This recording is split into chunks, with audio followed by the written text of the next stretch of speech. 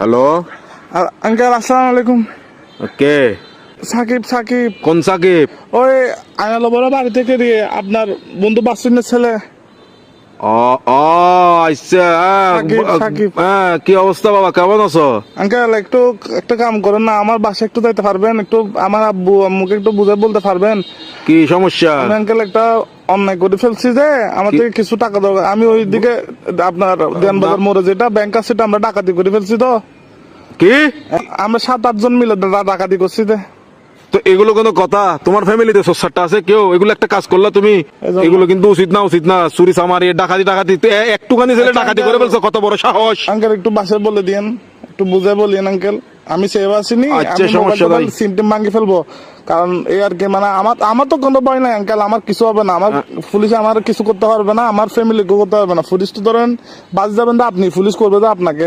আমি কি তোমাকে ডাকাতি করতে বলছি?